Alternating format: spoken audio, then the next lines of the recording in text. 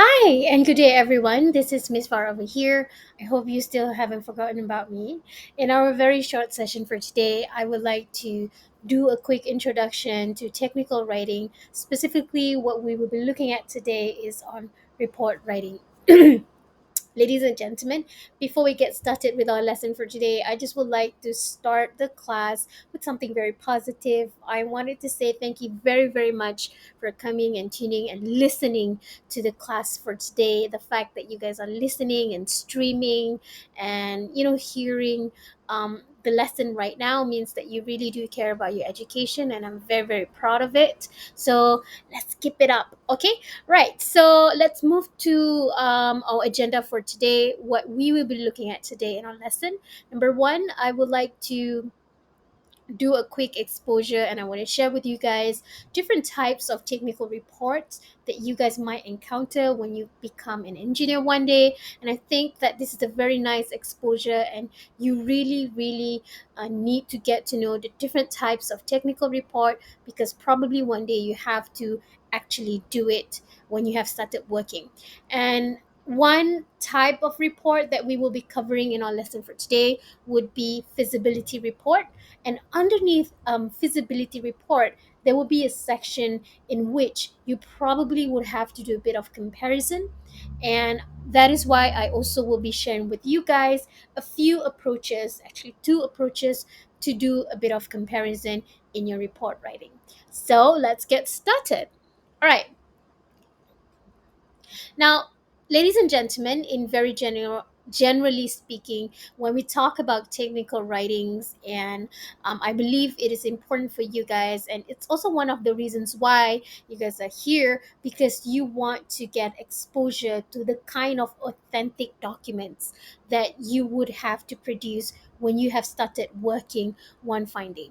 And if you want to become a good engineer, world class top engineer, especially if you are working with multinational companies that requires a lot of English writing and English documents, you will probably, there is a high chance that you would have to complete and to write one of these types of reports. And what we have out there could be, number one, we have feasibility report, in which we will be talking in a bit more detail in our lesson for today. And it's just a brief one. Okay. And number two, it's probably a recommendation report. Now, for your recommendation report, I think this will be a very crucial one, because this will be the one that you would have to do in your final group assignment. And finally, we also have an evaluation report. Now, these are the three different types of reports that they are out there. But what we really want to focus in this course for the purpose of learning would be only the first two, that are the feasibility report and also the recommendation report writing. And please note that once we have gone through an introduction of it, you guys probably would have come to a conclusion that probably another type of report could be a combination of each one of these type of report.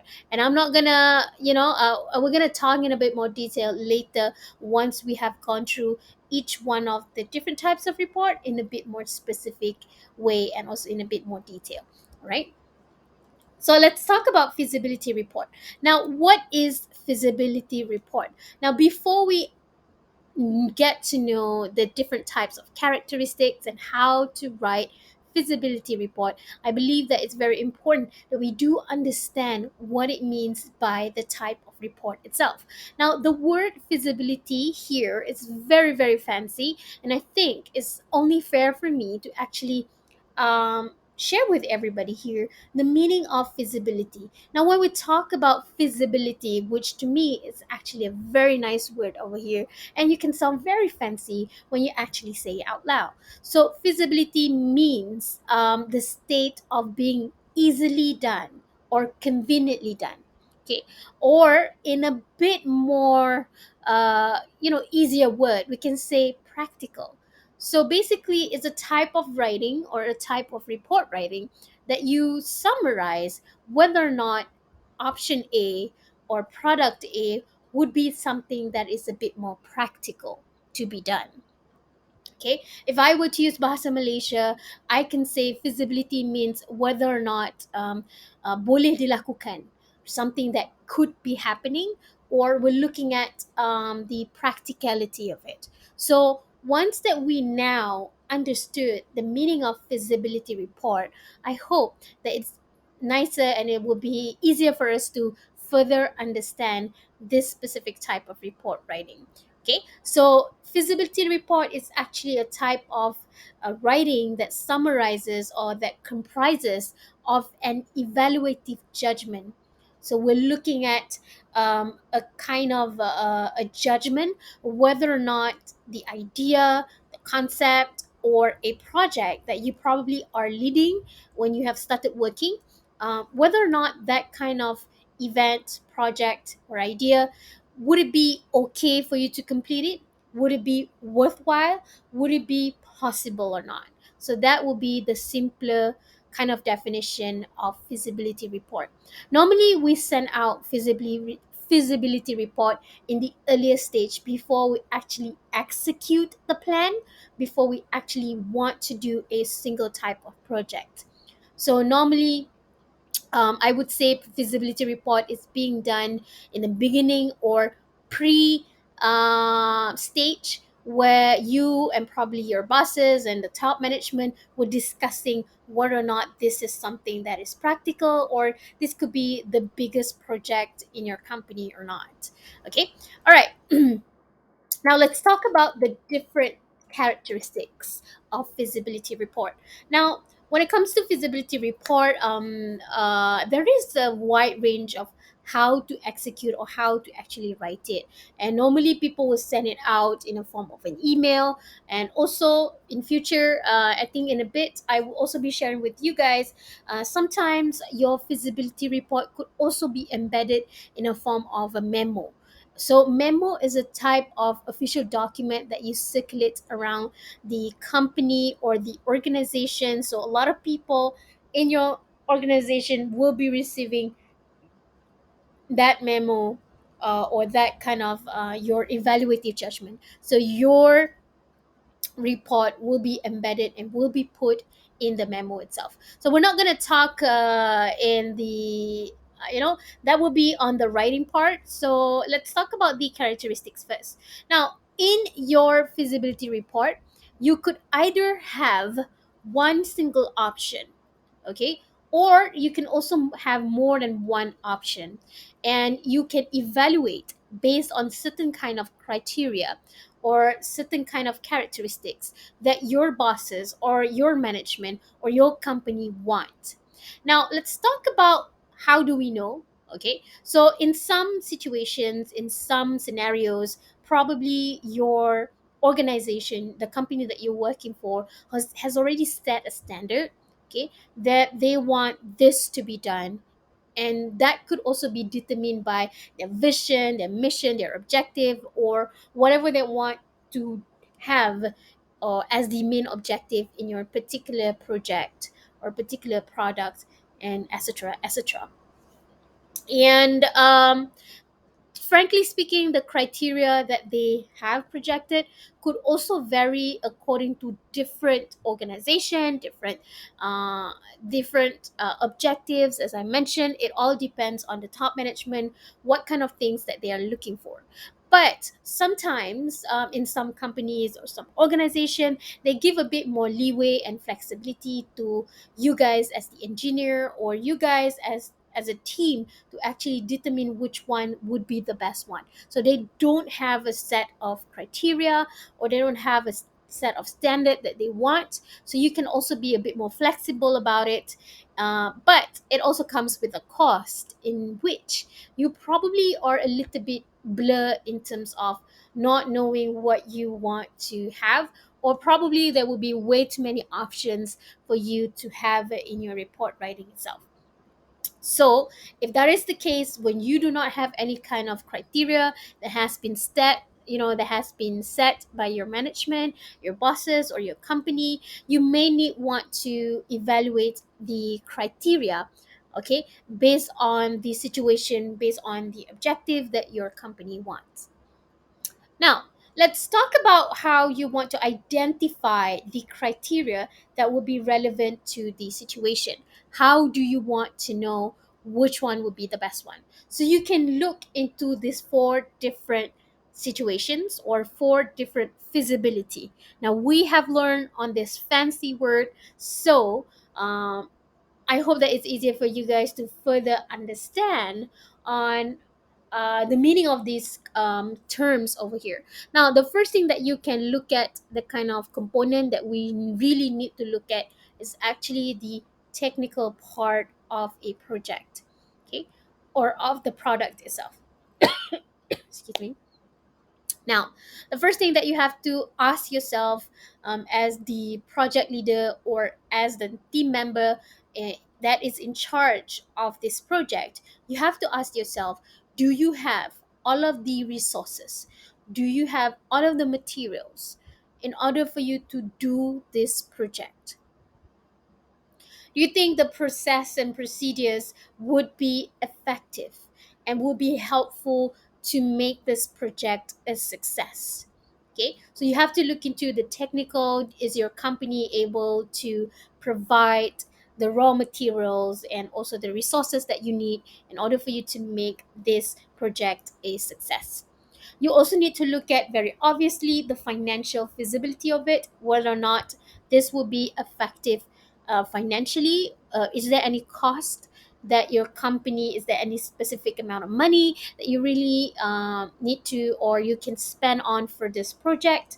So I really like the word over here. It's a very fancy word as well. It's called capital. Do you have enough capital to run the project and services?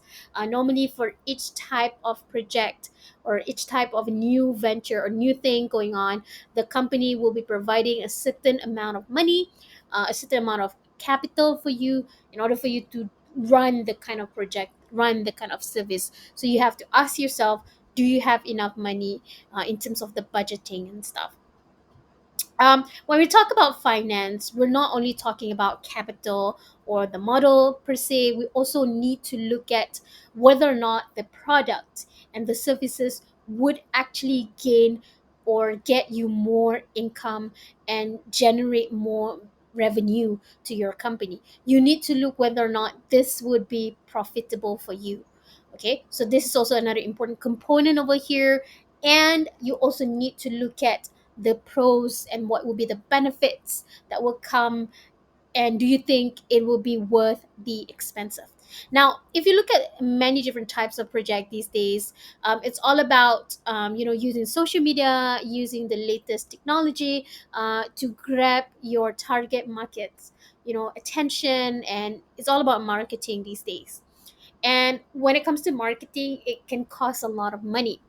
But do you think that that kind of marketing will be advantageous for your company, would be a benefit to or be a good thing for your product or for your event? So you have to look into or dig deeper into that and present it to your bosses in your report writing later. I believe that I talk about market feasibility, or I believe I talk about target market very briefly when we talk about some of the components before, but specifically on market feasibility, what we're looking at is looking whether or not there are existing consumers who actually want the kind of service, the kind of event, the kind of product that you are offering. Would there be demand, okay, in the market itself? Would people want to have this kind of product? That will be one of the biggest question before you actually want to execute on a product or a service or an event. And you also have to be very specific about it. This is where you have to look at the target demographic of it, because this target demographic will determine how much of the money of the cost itself and how much you actually can charge them based on, because the demographic will be showing how much money that they are willing to pay for your service or your product. So this component when it comes to market feasibility is very, very important. Okay, finally, you also have to look into the component of schedule feasibility.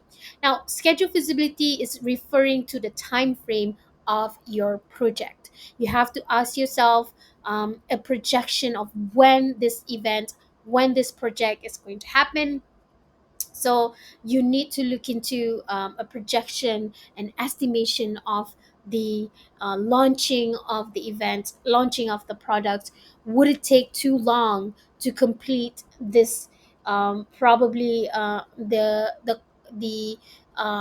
the shop itself. Would it take too long? Would it be would it be costly if you drag the product launch too long? Okay.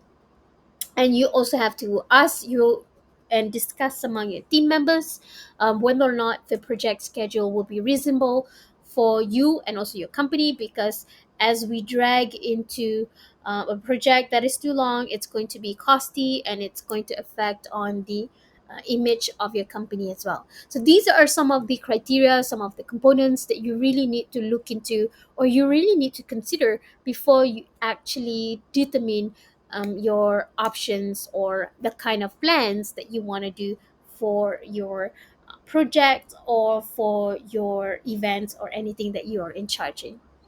Okay, so basically, to in other words, if I can say it, feasibility report basically your own evaluation as an engineer. You and your team members would have to report whether or not your opinion, based on your research, based on the criteria that we talked about before in previous slides, you have to ask yourself, will this plan meet the needs of the company, the needs of the target market, and the need of you as the stakeholder in this project itself. Okay. Now, when writing a feasibility report, there are two types. One is where you are adamant and you have one single option only, so you kind of like know what you want to have already, and it's very straightforward if this is the case. But there could also be a little bit more complicated situation in which you have to present more than one option. So it's much more of summarizing the kind of available options that they are, and probably the top management would have to decide which one that they want to execute on. So your feasibility report would actually be very, very crucial in decision making. So it's important of how you want to conclude your report as. Now, in a case where you have to present more than one option, you have two, three options that they are out there. Um, Normally, we would use point by point comparison. Now, there are actually two different types of comparisons or approaches to this, in which I will be explaining a little bit more detail after this.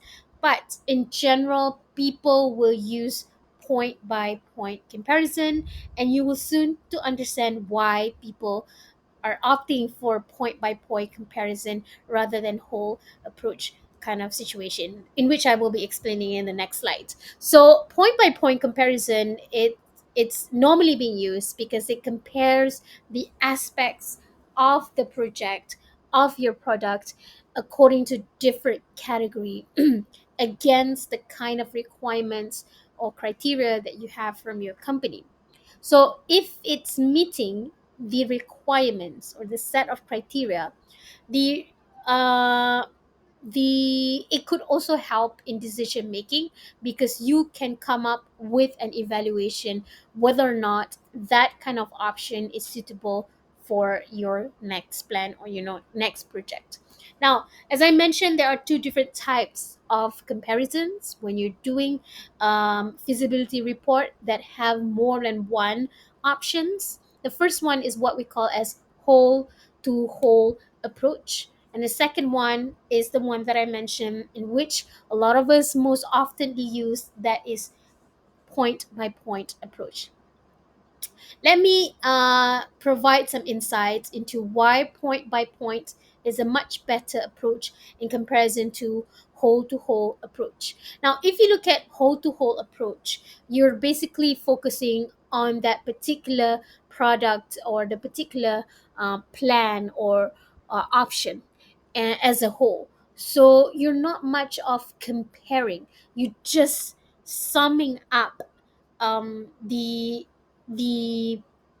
plan or the option itself. So as you can see here, let's say for example, your company is would like to produce or would like to come up with three different, or we would like to come up with a new model, car model, okay, and you have three different options. So you and your team members, you guys have to decide which one will be the most feasible one, which one will be the best for the company. So the whole to whole approach is basically you have the three options over here, and basically summarizing everything, each one of the criteria, each one of the components that you would like to decide on in one part in the first option, second one in the second option, and the third one in the third option. So in which you have um, it's segregated or it's differentiated according to the options. So the reason why point by point approach is a better option or it's a better approach, it's because it basically summarized already the three different models, the three different options according to the criteria that you want to compare with. Okay, so it helps your reader, it helps your higher ups, or it helps your top management to actually make a decision which one would be a better option, because you have summarized for them in terms of cost between the three models which one is the best one, in terms of function which one is the best one, in terms of special feature, warranties, and also documentation, which one is the best one. So if you have whole to whole approach, for some occasions it will be also good, but for many cases, especially for feasibility report, it will be a little bit more time consuming and, to be honest, not effective, because you are providing everything about the product, but you're not necessarily comparing it to one another according to different components over there. So I believe that point by point approach is the better option over here. And to reiterate on my point once again, normally in feasibility report, people normally would use point by point approach, and it is always the most effective because, as I mentioned, it is a little bit more systematic because you're comparing the three options according to the criteria at a time or at one section. So it helps very much for people to better understand um, which one is the best one in accordance to the criteria that you're looking at. Okay, now whole to whole approach is also a good option, but normally it's not very much recommended, or it's actually good if you can, if the top managements or your bosses would like to understand on the options in a bit more thorough. So that will be nice for them. But if you want to have an evaluative report that basically summarize already which one is the best one, so it's actually very time consuming, as I mentioned. So it also causing a lot of inconsistency and also incomplete comparison, hence defeat the purpose of the report itself. Okay, now, what I want you guys to do as your homework, we're not done yet, not just yet, but just a quick one for your homework. I want you guys to open your Word document. It could be a completely new Word document. Open your Word document, and I want you guys to try to do this because in our next class, when we go for our live session class, I want you guys to give me the idea of point by point comparison by comparing Android versus iPhone. I think it's going to be quite a nice comparison over here. And I want you guys to go and look into detail by comparing Android and also iPhones in at least three different components. Okay? Please make sure that you complete this homework before our next live session, because during the live session I will be asking you guys on this homework and I want you guys to complete it by then. Okay, all right, So let's move back again to feasibility report. As I mentioned, your main objective of feasibility report is actually to summarize and to already make an evaluative judgment of which option is the best one for your company, or whether or not, if you're only presenting one option, whether or not this project would be worthwhile or would be possible to be conducted. And as I mentioned, there are different kind of criteria that we look at. We always ask in terms of technical feasibility, financial feasibility, social feasibility, and administrative feasibility. So basically what I have in the slide over here is just an example of the kind of questions or the kind of information that we might put in our report writing, in our feasibility report, based on looking at different types of voice recognition software. So this is just an example. Okay. Now, so you know that we have three different types of report writing. For this course, you guys will only be exposed to feasibility report and also recommendation report. Now, let's take a look at a summary of the differences between feasibility report and also recommendation report. So, feasibility report tells us whether the plan would actually work or meet the needs of your higher ups. If the company wants a certain type of criteria, a certain objectives, this feasibility report would do just that to recommend whether or not this would actually be a good one. However, a recommendation report shows which option is the best one that will meet the needs that your boss want. Okay, so feasibility report, it has to be a bit more objective in comparison to recommendation report that is a little bit more biased, in a sense that you know already which one is the best one. Now, sometimes in your authentic engineer life situation, probably you would have to create a report that is a combination of both different types of reports. That is feasibility report and also recommendation report. Sometimes your boss would want to have a combination of these two types of report writings, and that is sometimes what we call as proposal. We might have different words or different names for it, but sometimes some people call it as proposal. So basically, you compare which one is good, bad, okay, and then you would recommend which one is the best one for your company. Now, when you write feasibility report, there are a purpose for it, and it's basically analyzing the situation and look at the available options that they are out there. And it's also trying to identify the kind of the kind of options that is plausible, reasonable, and evaluating them according to the criteria or features that is important to your company, such as the cost that they want to give you, okay, the capital that they are willing to spend, the reliability of the project, the time constraint. Would it be okay to complete it in 6 months? Would it be possible or not? And definitely, it also depends very heavily on your company and your organization's goals. And the alternatives that you put in your report may represent the choices among the products, the actions, of what you want to have in your project. Okay, and it's basically providing a full analysis of every alternative, even if it's very obvious that option A is the best one out of C. But at the end of the day, the recommendation report will be recommending which one is the best one. Now, in terms of organization, I will be showing you guys a sample of a feasibility report. It should be available in your.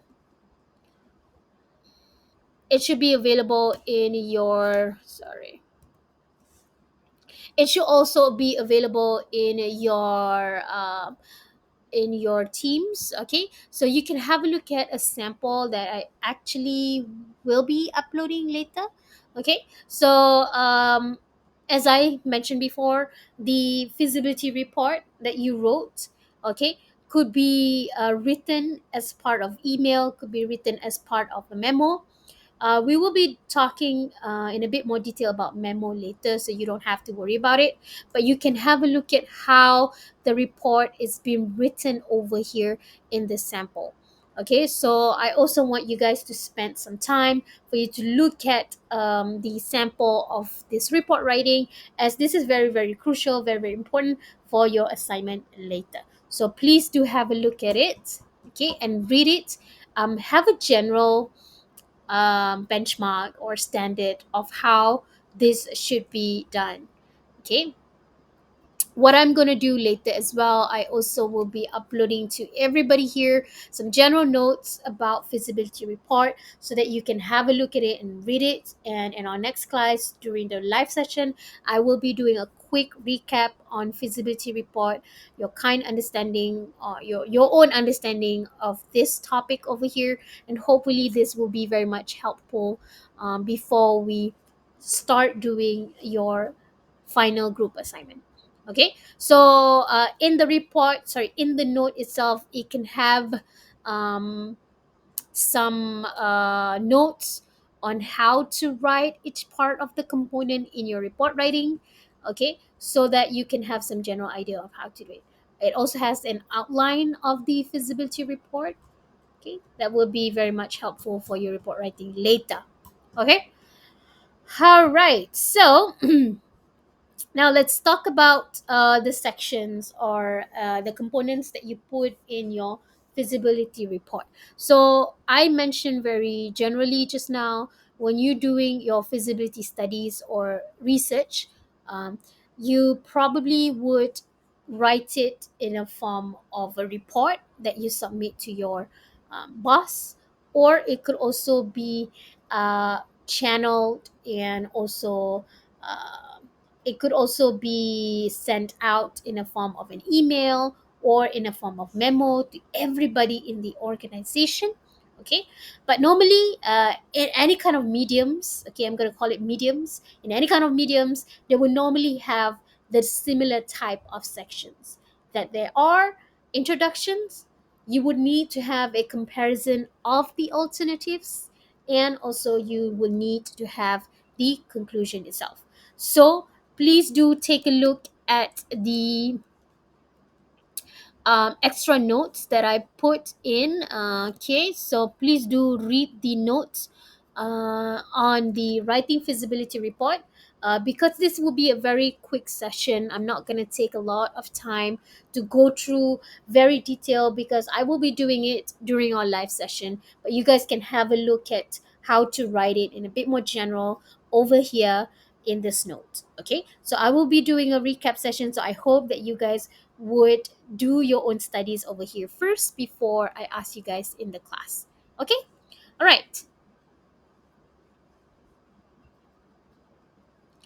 Right, so please don't forget to have a look at the sample to familiarize yourself with the language or the kind of writing that they put. If I'm being very, very honest, it's a little bit boring. I know it's a little bit boring, but these are the kind of authentic and very, very applicable documents that you probably would need to produce when you guys have started working as engineer later, hopefully very soon once you graduate. Okay, so I think that is all it for our class, and also our short session for today is a very quick one, because I just want to share you guys a quick introduction to feasibility report. And I will be asking you guys again on the homework. Okay, during our live session, I would want you guys to show me your homework, that is the comparison of Android and also iPhone. So I look forward to your homework. I look forward to reading your homework later during the live session. All right, I think that is all it for our class for today. Please have a good day. And if you have any questions, keep those questions during our live session. All right, bye guys. Enjoy your long weekend. Take care.